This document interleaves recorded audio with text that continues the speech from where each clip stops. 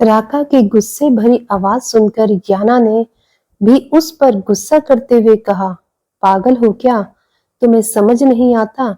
देखो खुद को इतनी चोट लगी है, तुम्हें यहाँ बैंडेज हुई है और तुम इस तरह शावर के नीचे खड़े होने वाले हो। तुम्हें जरा भी इस बात का अंदाजा है कि इससे तुम्हारे जख्मों में इन्फेक्शन हो सकता है? और यह सुनकर राका यूं ही रूड वॉइस में बोला, oh really, thank you so much मुझे बताने के लिए, but for your kind information मैं इस तरह बिना फ्रेश हुए नहीं रह सकता, इसलिए हटो यहाँ से। कहते हुए राका एक बार फिर शावर ऑन करने ही वाला था कि तभी याना एक बार फिर उसे रूड वॉइस में बोली, हाँ तो तुम्हें किसने मना किया है, फ्रेश हो जाओ। तुम्हें मालूम होना चाहिए कि इस तरह के चोट में स्पंज बाथ लिया जाता है, ना कि पानी के नीचे ताता थैया करना होता है। चलो मेरे साथ, मैं तुम्हारी मदद करती हूँ। और याना के मुंह से यह शब्द सुनकर तो राका को अपने कानों पर यकीन ही नहीं हो रहा था। वह हैरान नजरों से उसे देख रहा था, लेकिन फिर उसकी मदद लेने से साफ इनकार करते हुए बोला, नो थैंक्स, मुझे तुम्हारी मदद की जरूरत नहीं है। मुझे इन सब चीजों की आदत है, समझी तुम? अपने काम से काम रखो। राका के इस तरह कहने पर अब याना को उस पर गुस्सा आ रहा था। उसने गुस्से से राका के हाथ को पकड़कर अपनी तरफ लगभग खींचते हुए कहा, तुम चलोगे मेरे साथ या इसी तरह यहाँ खड़े होकर नाटक करोगे? ज्यादा स्ट्रांग बनने की जरूरत नहीं है, मुझे पता है तुम कितने स्ट्रांग हो। चलो मेरे साथ। कहकर याना बगल में रखे हुए एक छोटे टब में गर्म पानी करने के लिए गीजर ऑन कर देती है और स्पंज बाथ की तैयारी करने लगती है। राका उसे हैरानी से देखते हुए बोला, क्या बात है, तुम्हें बहुत चिंता हो रही है मेरी? आज सूरज पश्चिम से कहाँ से निकल गया? कुछ चाहिए तुम्हें? देखो, अगर तुम्हें कुछ चाहिए तो साफ साफ बताओ, इस तरह नाटक करने की जरूरत नहीं है। मैंने तुमसे वादा किया है, मैं तुम्हारे इस तरह नाटक के बिना भी तुम्हारी हर ख्वाहिश पूरी करूंगा। तो बोलो, क्या चाहिए? और राका के मुंह से यह सुनते ही याना हैरान रह गई। वह कंफ्यूज नजरों से राका की तरफ देखने लगी कि तभी याना अपनी बात कहते हुए बोली, तुम बिना कुछ बोले शांति से नहीं रह सकते क्या? अगर मैं तुम्हारी हेल्प कर रही हूँ, इसका मतलब यह नहीं है कि मुझे कुछ चाहिए। हर किसी को अपनी तरह मत समझो। मैं तुम्हारी हेल्प सिर्फ इंसानियत के नाते कर रही हूँ, इसलिए प्लीज फालतू की बातें सोचना बंद कर दो। और वैसे भी मुझे याद है कि भले अपने बच्चे के लिए ही सही, लेकिन तुम मेरी प्रेगनेंसी में मेरा अच्छा ख्याल रख रहे हो, तो बस मैं उसका ही बदला चुकाना चाहती हूँ, क्योंकि मैं याना लुइस किसी का एहसान नहीं लेती, समझे? अब चुपचाप यहाँ आकर बैठो। कहते हुए याना ने राका को सामने एक छोटे से स्टूल पर बैठने का इशारा किया, जिसे देखकर राका चुपचाप वहां जाकर बैठ गया। अब याना राका को स्पंज बाथ दे रही थी। मुझे लगता है तुमने अपने नाम को अच्छे से प्रोनाउंस नहीं किया, क्योंकि जहां तक मुझे याद है तुम पहले याना लुइस थी और अब तुम शादीशुदा हो, इसलिए तुम्हारे नाम में कुछ चेंज आए हैं। बेहतर होगा आगे से तुम अपने नाम को अच्छे से प्रोनाउंस करो और याद रखो कि तुम्हारा नाम याना राकल विलियम्स है। कहते हुए राका के चेहरे पर कोई भी एक्सप्रेशन नहीं थे और उसकी बातों को सुनकर याना उसे घूर कर देखने लगी, लेकिन अब उसने कोई बहस नहीं की। अब राका के बदन पर इतने सारे जख्मों को देखकर याना को उसकी चिंता हो रही थी, लेकिन फिर भी वह राका के सामने यूं ही अनजान बनने की कोशिश करते हुए बोली, वैसे तुम्हें इतनी चोट कैसे लगी? तुम अपना ख्याल क्यों नहीं रखते? अगर तुम्हें कुछ हो जाता तो? कहते हुए वह धीरे धीरे उसके सीने पर स्पंज बाथ दे रही थी। इस वक्त वह राका के चेहरे के सामने थी और याना के शब्दों को सुनकर राका ने अचानक ही उसका हाथ अपने हाथ से पकड़ लिया ऐसा होते ही दोनों अपनी नजर उठाकर एक दूसरे के चेहरे की तरफ देखने लगे। याना के माथे पर परेशानियों की कुछ लकीरें थी, जिसे राका ने समझ लिया था। अब यूं ही याना की आंखों में देखते हुए अपने चेहरे पर एक हल्की सी मुस्कान लाते हुए बोला, क्या हुआ? डर लग रहा है? अगर मैं मर गया तो तुम्हारा और मेरे बच्चे का क्या होगा? टेंशन मत लो। अगर मैं मर भी गया तो अपने बच्चे को कम से कम सड़कों पर ठोकर खाने के लिए तो नहीं छोड़ूंगा। मेरे मरने के बाद भी तुम दोनों को कोई तकलीफ नहीं होगी। तुम्हारा फ्यूचर अच्छे से सेट है। मेरी सैलरी का बहुत बड़ा हिस्सा किंग के पास है, जो मैंने अलग अलग फील्ड्स में इन्वेस्ट किया है, जहां से तुम लोगों को बहुत ही अच्छी इनकम पर मंथ मिल जाएगी। इसके अलावा मेरी कई प्रॉपर्टी और सेविंग है, जो इतनी है कि तुम लोग जिंदगी भर बैठकर उसे दोनों हाथों से खत्म करोगे, फिर भी खत्म नहीं होगी। इसलिए तुम लोगों को फ्यूचर में कभी प्रॉब्लम नहीं होगी। और रही बात मेरे बच्चे की, तो यह तुम्हारी जिम्मेदारी सिर्फ तब तक है जब तक वह तुम्हारे पेट में है। उसे डिलीवर करने के बाद अगर मैं मर भी जाता हूँ तो तुम्हारे अंदर कोई बंधन नहीं है। तुम चाहो तो यहाँ से जा सकती हो। मेरा बच्चा किंग की जिम्मेदारी होगा। मुझे पूरा यकीन है वह उसे अच्छे से हैंडल करेंगे। उसके बाद अगर तुम चाहो तो किसी और से शादी कर सकती हो। इसलिए मेरे ख्याल से तुम्हें मेरे जीने की नहीं बल्कि मरने की दुआ करनी चाहिए। कहते हुए राका उसकी आंखों में देख रहा था, लेकिन राका की बातों को सुनकर याना अपनी ही जगह पर जम चुकी थी। न जाने क्यों उसे राका की बातों पर गुस्सा आ रहा था। उसने अगले ही पल गुस्से से दांत पीसते हुए राका से अपने हाथों को छुड़ाया और उसे झटकते हुए कहा, क्या बकवास कर रहे हो तुम? फालतू की बातें करना बंद करो, समझे? हर किसी को अपनी तरह समझते हो क्या, जो सिर्फ मरने और मारने की बातें सोच रहे हो? तुम कभी अच्छा नहीं सोच सकते ना? हटो। मैं ही पागल हूँ जो तुम्हारी मदद करने आई थी। अब मरो तुम यहीं बाथरूम में, इडियट। कहते हुए याना अपना हाथ झटक कर वहां से जाने लगी कि तभी अचानक ही जाते हुए उसका पैर फिसल गया। वह अचानक ही पीछे की तरफ गिरने को हुई कि तभी उसके मुंह से जोरदार चीख निकली। इससे पहले कि वह गिरती, घबराहट के मारे उसकी आंखें बंद हो गईं। लेकिन तभी दो मजबूत बाहों ने उसे अपनी कमर से थाम लिया और याना का दिल धक से कर गया।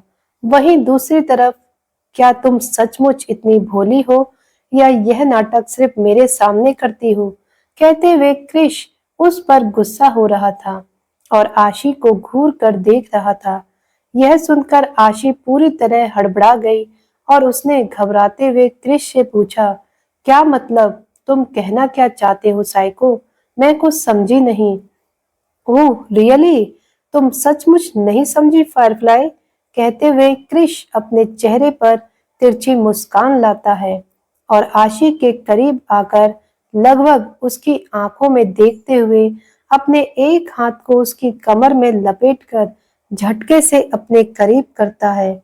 आह की आवाज से आशी के मुंह से एक सिसक निकली, क्योंकि क्रिश ने उसकी कमर को अपनी मुट्ठी में दबोच लिया था और अब वह उसके चेहरे के पास लगभग झुकते हुए उसकी आंखों में आंखें डालकर बोला, मुझे लगता है तुम यह इनोसेंट फेस जानबूझकर मेरे सामने बनाती हो ताकि मेरा अटेंशन गेन कर सको, ताकि मैं तुम्हारा और ख्याल रखूं।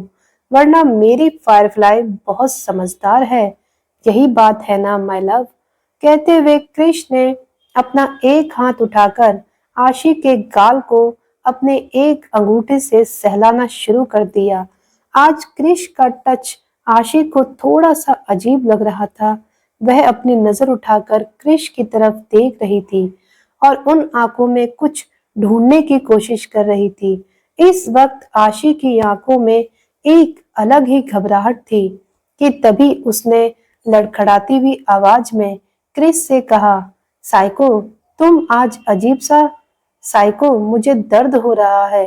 कहते हुए आशी ने अपनी नजर से कृष के उस हाथ को देखा जिससे कृष ने उसकी कमर को दबोच रखा था। आशी का एक हाथ अपने आप ही कृष के कंधे पर चला गया था। उसकी आवाज में एक अलग ही दर्द था और दिल जोरों से धड़क रहा था। कहीं कृष को उसकी सच्चाई पता तो नहीं चल गई कि तभी आशी की बात को सुनकर कृष ने अचानक ही अपनी पकड़ उसकी कमर पर ढीली कर दी और अब वह अपने दूसरे हाथ से उसकी कमर पर उसी जगह चलाते हुए प्यार से बोला, क्या सचमुच दर्द हो रहा है माय लव? इस वक्त कृष की आवाज सॉफ्ट थी। उसके सवाल पूछने पर आशी ने मासूमियत से हाँ में सर हिला दिया, जो देखकर कृष झुककर घुटनों के बल बैठते हुए उसकी शर्ट को ऊपर की तरफ उठाया और अब वह धीरे से उसके पेट पर किस करने लगा, जो महसूस कर आशी की आंखें अपने आप ही बंद हो गई। यह देखकर कृष वापस अपनी जगह पर उठकर खड़ा हुआ और आशी को एक बार फिर अपनी गोद में उठाकर सोफे पर बैठा। उसने खाने की वाइट बनाते हुए आशी से कहा, एक बात बताओ माय लव, हम दोनों हस्बैंड वाइफ है राइट? इसलिए हम दोनों में कोई राज नहीं होना चाहिए। तुम मेरे बारे में लगभग हर बात जानती हो कि मैं एक माफिया किंग हूँ और मैं किस तरह के काम करता हूँ। मैंने तुमसे कुछ नहीं छुपाया क्योंकि मुझे लगता है हस्बैंड और वाइफ में ट्रांसपेरेंसी होनी चाहिए और यही बात तुम पर भी अप्लाई होती है। उसके मुंह में खाने की बाइट देते हुए बोला, मैं चाहता हूँ तुम मुझसे कुछ ना छुपाओ। तुम्हें मालूम होना चाहिए कि मुझे झूठ से नफरत है, इसलिए अगर तुम मुझे कुछ बताना चाहती हो तो बता सकती हो। और इतना कहते हुए वह आशी को खाना खिला रहा था। उसकी बातों को सुनकर आशी और भी ज्यादा घबराते हुए उसकी तरफ देख रही थी। वह अपना सलाइवा घूट रही थी, लेकिन अब उसने आगे कुछ भी नहीं कहा। अब कृष ने भी आगे कुछ नहीं कहा। थोड़ी ही देर में दोनों का खाना कंप्लीट हो चुका था। कृष एक टिश्यू पेपर से अपने हाथों को क्लीन कर आशी के होठों को बड़े ही प्यार से टिश्यू पेपर से पहुंचते हुए और उसके होठों पर लाइट किस करते हुए बोला, तुम्हारे हाथों में चोट लगी है, आज चॉकलेट मिल्क शेक नहीं मिलेगी, ओके? अब कृष की हरकतों में फिर से पहले की तरह सॉफ्टनेस नजर आ रही थी, जिसे देखकर आशी बार बार कंफ्यूज हो रही थी। उसने धीरे से हाँ में सर हिलाया। अच्छा चलो, सोने का टाइम हो गया है। इतना कहकर उसने आशी को अपनी गोद में उठाया और अब अपने कदम बिस्तर की तरफ बढ़ा दिए। बिस्तर पर आते ही आशी धीरे धीरे अपनी शर्ट के बटन एक हाथ से खोलने की कोशिश करने लगी, क्योंकि कृष को उसके साथ टॉपलेस सोने की आदत थी। शुरू शुरू में आशी इन चीजों के लिए अनकंफर्टेबल थी, लेकिन अब उसे इस चीज की आदत हो गई थी कि तभी कृष उसे ऐसा करता हुआ देखता है तो उसने उसके हाथ को पकड़ लिया। आशी अपनी नजर उठाकर सवालिया नजर से कृष की तरफ देखने लगी तो कृष अपने दूसरे हाथ से कमरे की लाइट ऑफ करते हुए बोला, रहने दो, ऐसे ही सो जाओ, मैं काफी थक गया हूँ, मुझे जोर से नींद आ रही है। इतना कहकर कृष भी उसकी बगल में जाकर लेट गया और अब उसने दोनों के बदन एक ब्लैंकेट से कवर किए। कृष की बात सुनकर तो आशी सचमुच काफी हैरान थी। वह अपनी नजर घुमाकर लेटे हुए ही बगल में सोए हुए कृष को देख रही थी। अब उसे सचमुच कृष की इस हरकत पर डर लग रहा था। कहीं कृष को उस पर शक ना हो जाए, क्योंकि वह नहीं जानती थी सच जानने के बाद कृष कैसे बिहेव करेगा। कृष की हर हरकत आज काफी बदली बदली सी लग रही थी। आशी ने नोटिस किया कृष आज उससे थोड़ा सा दूर होकर सोया है। यह देखकर भी उसे अपने अंदर काफी अजीब सी फीलिंग हो रही थी, क्योंकि कृष ऐसा कभी नहीं करता था। क्योंकि चाहे वह कितना भी घायल हो, उसे आशी हमेशा अपने सीने से चिपक कर सोती हुई चाहिए थी। जब तक कृष उसे अपनी बाहों में न सुला ले, क्रिश को नींद ही नहीं आती थी। अब आशी ने धीरे से अपनी मीठी आवाज में पूछा, साइको, क्या तुम मुझसे नाराज हो? तुम आज मुझसे दूर क्यों सोए हो? बोलो। आशी की इस बात को सुनकर क्रिश ने अपनी आंखें खोलकर आशी की तरफ देखा। क्या तुम्हें याद नहीं फायरफ्लाई कि तुम्हें चोट लगी है? अगर तुम मेरे करीब सोई तो तुम्हें तकलीफ हो सकती है, बस इसीलिए तुमसे दूर सोया हूँ। अब सो जाओ, फालतू की बातें मत सोचो। इतना कहकर क्रिश ने अपनी आंखें बंद कर ली, लेकिन आशी अभी तक उसे उसी तरह देख रही थी, जैसे मानो वह उसकी बातों पर यकीन करने की कोशिश कर रही हो। आशी की आंखों में धीरे धीरे नमी उतरने लगी थी। अब आशी धीरे से अपनी लड़खड़ाती हुई जुबान में क्रिश से बोली, साइको, एक बात पूछूं, तुम मुझे कितना प्यार करते हो? और यह सुनकर क्रिश ने एक बार फिर अपनी आंखें खोली। वह अब तक पेट के बल सीलिंग की तरफ मुंह करके सोया हुआ था, लेकिन अब वह करवट बदलकर आशी की तरफ देखते हुए बोला, यह किस तरह का सवाल है फायरफ्लाई? यह वक्त इन बातों का नहीं है। बहुत रात हो गई है, सो जाओ। नहीं साइको, पहले तुम मुझे बताओ कि तुम मुझसे कितना प्यार करते हो। अगर कल को मुझसे कोई गलती हो जाए तो क्या तुम मुझे माफ कर दोगे? अगर कल को तुम्हें यह पता चले कि मैं वैसी नहीं जैसा तुम मुझे समझते हो, या फिर मैंने तुमसे झूठ बोला है, तो क्या तुम मुझे खुद से दूर कर दोगे? बताओ। और यह सुनकर क्रिश आशी के चेहरे की तरफ कुछ देर देखता है, फिर धीरे से सरक कर उसके पास आकर उसके सर को धीरे से अपने सीने से लगाते हुए बोला, इधर आओ, ध्यान से सुनो फायरफ्लाई। अगर तुमसे कोई गलती हो तो उसे सुधार लेना। झूठ बोलने की जगह मुझे सच कहना। मैं तुमसे कितना प्यार करता हूँ और कितना नहीं, यह मेरी पर्सनल फीलिंग है, लेकिन मैं अपने उसूलों का कितना पक्का हूँ यह तुम्हें अच्छे से पता है। गलतियां तो फिर भी ठीक हैं, लेकिन मुझे धोखा नहीं चाहिए। इसलिए बेहतर होगा अगर तुमसे कोई गलती हुई है तो मुझे बता दो, इससे पहले कि मुझे बाहर से यह पता चले। आई बात समझ में? तो अब बताओ मुझे, क्या तुम मुझसे कुछ छुपा रही हो फायरफ्लाई? कहते हुए क्रिश उसके चेहरे की तरफ देख रहा था और बड़े प्यार से अपने एक हाथ से उसकी पीठ को सहला रहा था। आशी का सर क्रिश के शोल्डर पर था और उसका बायां हाथ क्रिश के सीने पर।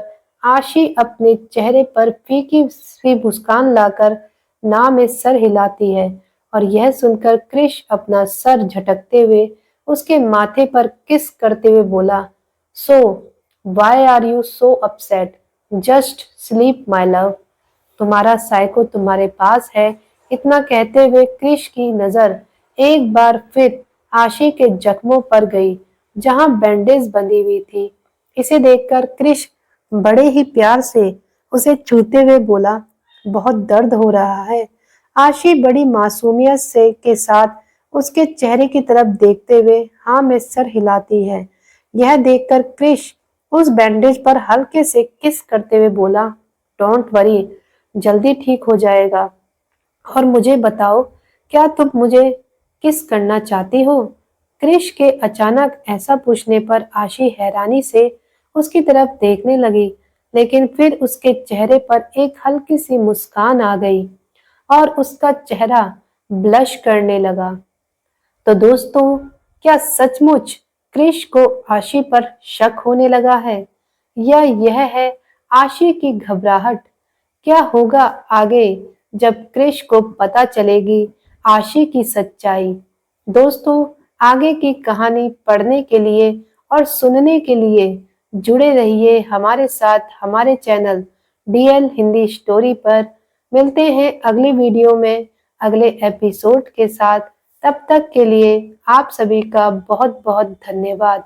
वीडियो अच्छी लगे तो वीडियो को लाइक करें।